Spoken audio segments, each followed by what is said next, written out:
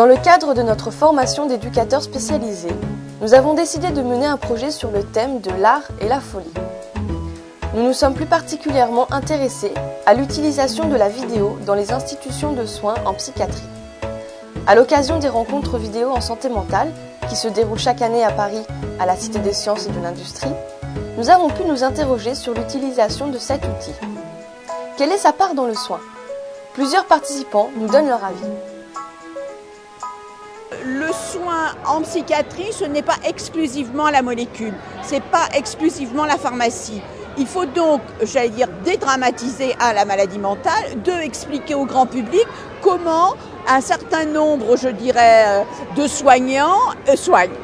Ces rencontres permettent en tout cas à différentes structures, à différents établissements ou institutions de présenter leurs productions et au travers de ces productions faire lien.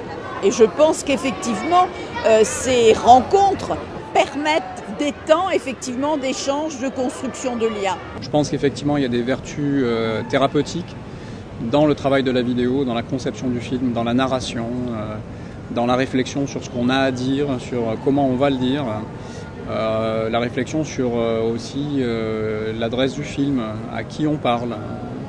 Donc tout ça c'est un travail en amont de la diffusion qui me paraît très intéressant, très riche, très constructif pour les patients avec lesquels j'ai travaillé jusqu'à présent. C'est vraiment les patients qui amènent le projet. Alors après, si c'est du groupe, ça va être une coécriture, etc. Il va y avoir des compromis à accepter. Donc là, tout mon travail à ce moment-là, c'est que chacun soit entendu et que chacun ait l'impression que ce soit une partie de son projet au moins, quoi. Sinon, en individuel, les patients ont souvent des choses très fortes à transmettre. Ils n'ont pas pu, pour X raisons, transmettre autrement.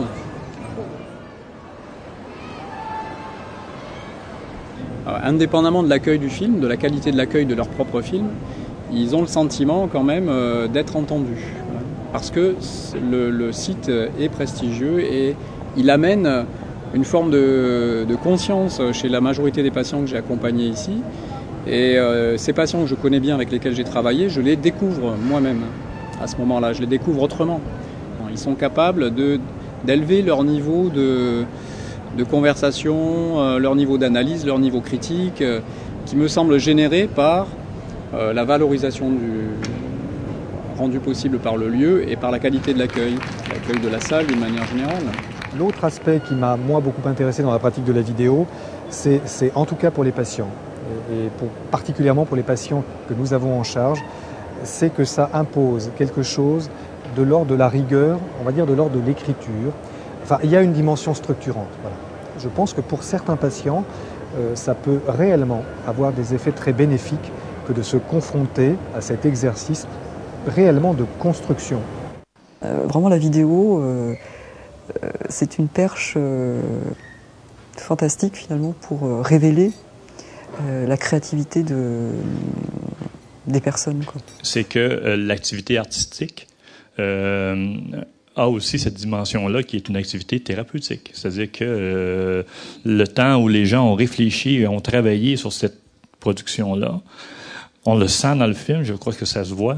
C'est-à-dire que c'est à la fois une activité de libération des tensions intérieures, etc., mais c'est aussi une activité ludique. Donc, on le voit que ces gens-là sont heureux de faire ce qu'ils sont en train de faire. Donc, je crois que ça remplace probablement aussi la médication dans un...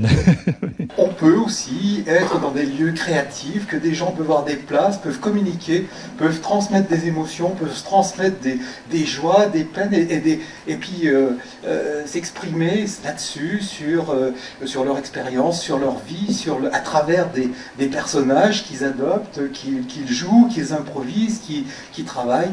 Et c'est vrai que, je crois qu'on a tous envie de dire qu'on existe, qu'on sait faire des trucs, qu'on a envie de faire des trucs de qualité, qu'on a envie de le partager avec d'autres personnes.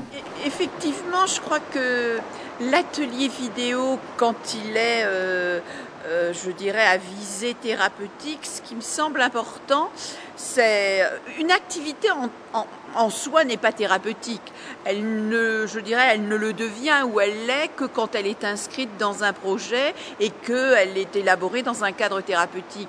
Et pour nous, la question de la vidéo, c'est effectivement la question de l'image, c'est la question du miroir, c'est la question de la réflexion, c'est aussi la question de, moi je dirais, de la création et quelque chose de fort important pour chacun d'entre nous.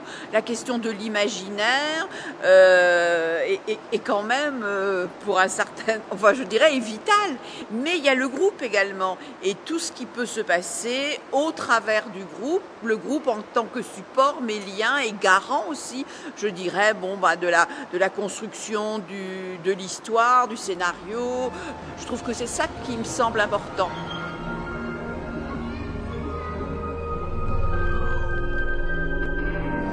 Donc, comme je suis artiste peintre en même temps, il y a un peu de création dans ma maladie. Enfin, je crée aussi un peu des... Je revendique le droit à avoir ma liberté. Voilà, et ma liberté de propos, ma liberté par rapport à ma maladie, la façon dont je l'appréhende. Ça, je le revendique. Maintenant, tout le reste, c'est un travail d'écriture qui a été fait quand même par Isabelle, la réalisatrice. Et c'est elle qui a quand même un peu mené les choses. C'est vraiment elle qui est l'auteur de ce film. J'ai vu ce garçon, Jean-Yves ou Jean-Yves ou Jean... Jean-Luc. On voyait dans la baignoire. Oui, Jean-Luc. Je l'ai vu s'exprimer après avoir pris son Aldol, et avant d'avoir pris son Aldol. Et de le voir ici, la transformation entre ce film où il est entièrement sous l'emprise de son délire j'ai envie de dire persécution, un peu persécutif peut-être. Et de le voir ici, il était moins photogénique peut-être, mais il était plus présent. Sa voix était présente dans un espace. Jean-Luc m'avait parlé de beaucoup de moments dans sa baignoire, de choses qui se passaient dans sa salle de bain, et puis ça reflétait vraiment la manière qu'il avait de se mettre à nu, d'avoir beaucoup de transparence par rapport à sa vie, à son histoire. Voilà pourquoi j'avais pensé que la salle de bain était... Et aussi parce que c'est un endroit où il se sent bien, voilà. Et c'est un endroit où il se ressource, je pense, quotidiennement. Et c'est un film qu'on a fait ensemble. Ce que ça m'a fait de me voir... c'est très étrange parce que je me reconnais à certains moments et puis je me suis dit mais quand même quel chemin depuis c'est inimaginable. Par contre là je me suis reconnu, c'est quand j'ai parlé de peur et que tout est à l'intérieur. Là je me suis parfaitement reconnu.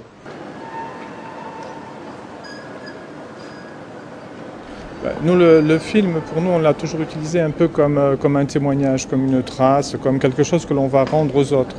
C'est-à-dire au niveau du groupe, parce que surtout, en plus, là, on jouait devant un public. Donc, à part les applaudissements, c'est tout ce qui reste. On ne voit pas ce qu'on a fait. Donc, c'était important que les personnes, les patients puissent avoir une trace de leur travail et que tout ce qui,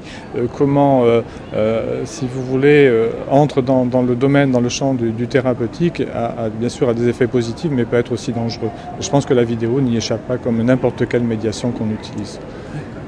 Je pense que si on prend certaines précautions, il n'y a pas plus. Mais c'est vrai qu'il faut connaître un petit peu comment les aboutissants et ce que ça met en jeu, côté de l'échange avec les patients, avec les soignants, de créer une dynamique, enfin quelque chose qui justement s'inscrit dans le domaine thérapeutique et qui s'ouvre sur l'extérieur. Ce qui compte, c'est les échanges avec les personnes, c'est de faire un travail ensemble, de créer cette dynamique, et ça c'est porteur. C'est pas le résultat qui compte, c'est comme quand on fait quelque chose, c'est pas de l'avoir bien fait qui compte, c'est de l'avoir fait. En tout cas, on ne l'utilise pas comme un média dont on attendrait des effets particuliers. Remarque, le théâtre non plus. Je pense qu'en tout cas, ce genre de démarche, pour qu'elle soit justement thérapeutique, elle se nourrit du fait de ne pas être une finalité en soi.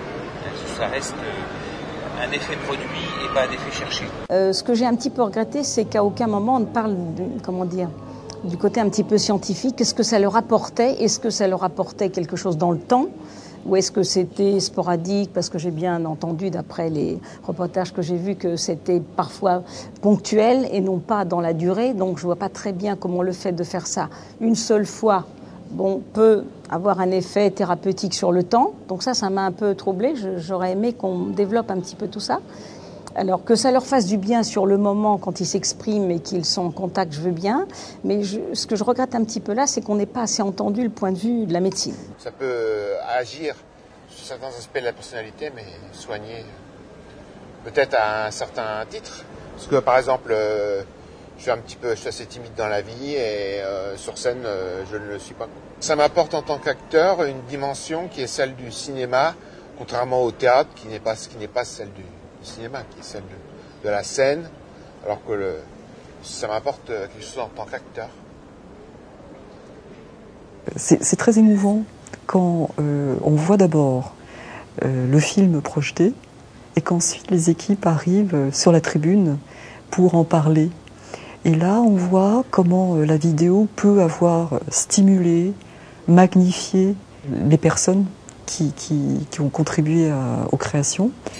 Parce que, peut-être que dans le quotidien, la maladie reprend le dessus. Alors, je dirais que quand on voit le film, puis les personnes, on voit tout ce que la création et le fait d'avoir fait cette œuvre, on imagine comment ils ont pu être vraiment mobilisés et puis stimulés par ça. Et puis après, les échanges aussi. Là, je trouve que, de nouveau, les patients reprennent le dessus pour en parler, pour s'expliquer, dès lors qu'ils ont réussi à maîtriser un peu leur timidité, peut-être leur fatigue, l'émotion, le trac.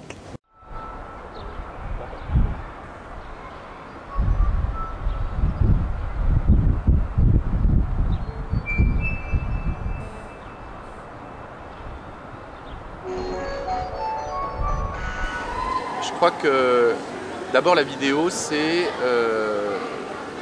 évidemment un témoignage très très important. Je crois que les patients attachent beaucoup d'importance. Il y a évidemment la photographie, il y a eu énormément de photos de fait du spectacle, mais il y a quand même un engouement, on va dire, un intérêt pour l'image. Il y a beaucoup de patients qui regardent énormément la télévision par exemple, et je pense que la force de l'image a une valeur, enfin, vraiment c'est une très grande valeur, l'image a une très grande valeur pour eux. Et je pense qu'on peut vraiment ouvrir, et ils peuvent nous apprendre beaucoup de choses là-dessus, à ouvrir sur d'autres formes visuelles, d'autres formes théâtrales, scéniques. Et il faut à mon avis, il faut beaucoup les écouter. Ils vont nous donner beaucoup de clés, beaucoup d'idées par rapport à ça. Le cinéma, c'est de l'image, mais c'est du son aussi. Mais c'est vraiment une tentative de dépasser le reportage, le documentaire, pour aller dans une évocation plus de l'expérience de la création. Qu'est-ce que ça veut dire créer un atelier ? Et voilà, c'était plutôt une tentative d'essayer de parler de ça et de savoir qu'à travers la création, on touche forcément à des choses comme l'angoisse, la mort, la vie, la renaissance. Et que tout ça est là, même est lié. Et voilà, c'est un peu le sujet, mais qui est venu après. Le thème est venu après. On est d'abord parti dans une démarche de documentaire. On se rend compte que le travail de montage, là, à ce moment-là, est un travail très important. Quel plan vous choisissez? Quelle suite de plans vous choisissez? Parce qu'effectivement, on donne à ce moment-là aux jeunes une certaine image de qui il est. Et là, j'aimerais dire quelque chose qu'on a toujours dit depuis le départ à Alphée, c'est que même si c'est un outil de travail, la caméra et le montage cinéma s'apparentent chez nous à une rêverie. Les jeunes que nous avons à Alphée, souvent, ont des contours, une façon de vivre leur corps ou une image très frêle de se voir, se revoir. C'est un peu comme nous aussi quand on se regarde, quand on se dessine. C'est comme s'il y avait des contours qui se mettaient en place. Voilà, on travaille autour de ça. La vidéo fixe des images à un moment donné et ça nous fait voir effectivement quelque chose qui est de l'ordre de ce que nous exprimons sur scène et on n'a pas forcément la mémoire de ce que nous faisons parce qu'on peut pas se regarder. Hein. Je pense que la vidéo, si jamais on l'utilise un peu plus, on y a pensé plusieurs fois, ça pourrait être un outil de travail, mais ouais, j'en parle comme d'un outil de travail et dans mon esprit ce qui me vient c'est tous les effets qu'on peut en attendre sur le jeu et sur la perception de certains défauts d'acteurs. On a parfois du mal à percevoir quand le metteur en scène vous dit tiens mais tu te rends compte que t'es un, non je me rends pas compte, le jour où on se voit à l'image c'est évident. C'est clair qu'il y aura également un effet thérapeutique que ça pourrait produire mais qui restera encore à découvrir pour nous puisqu'on ne l'a pas encore expérimenté. Et pour vous ça a une visée thérapeutique ces rencontres ? Bah oui, parce que c'est l'aboutissement, quand on a fait un film, de le montrer en général. Donc là, l'intérêt aussi, c'est de se confronter aux autres équipes vidéo et de voir un peu ce qui se fait, si ce qu'on fait, ça interpelle ou pas les gens. Voilà, d'échanger autour de tout ça, quoi. Les patients discutent entre eux de leur façon de faire entre ateliers et autres sujets du quotidien d'ailleurs. Et ceux qui font de la vidéo, comment vous pratiquez, comment vous travaillez, sur quel mode, le scénario, qui l'écrit, qui l'écrit pas, comment on participe, éventuellement même faire des projets ensemble avec d'autres structures. Donc c'est intéressant d'inviter comme ça du monde et puis de faire des trucs sympas puis de mélanger justement nos pratiques et nos talents. L'important c'est effectivement de sortir de sa structure, de son lieu de projection habituel. Oui. Voilà. Nous, effectivement, maintenant, ça devient habituel de venir projeter ici, à la Villette, et je pense que l'intérêt pour nous, c'est d'aller ailleurs aussi. Oui. Effectivement, d'aller dans des lieux complètement publics qui ne sont pas uniquement réservés aux gens qui sont intéressés par la santé mentale. Je pense qu'il faut aller encore plus loin que ça, en fait. Oui. Je crois que les institutions, ça les intéresse d'offrir une image qui, par des créations, c'est plutôt une bonne image, quoi, parce que les patients, ils montrent du savoir-faire, de la passion, des capacités réelles à émouvoir, et puis montrent qu'ils pourraient faire quelque chose dans la société. Et ce regard qui change, il change chez les interlocuteurs.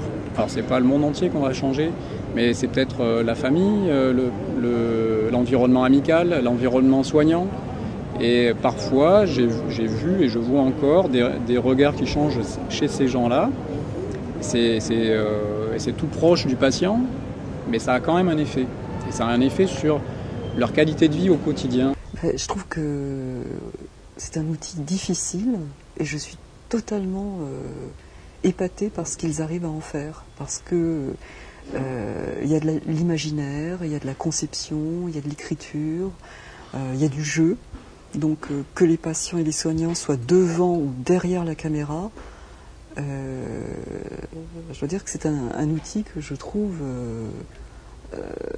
qui permet vraiment des résultats étonnants. Tout ce qui est création à cet objectif-là, tout ce qui est médiation, c'est toujours des activités qui se développent en groupe. Et c'est pour qu'il y ait du lien, ne serait-ce qu'entre quelques personnes, proposer comme ça un événement qui a une certaine audience, qui est ouvert à tout public, c'est dans cette visée-là de rétablir du lien social.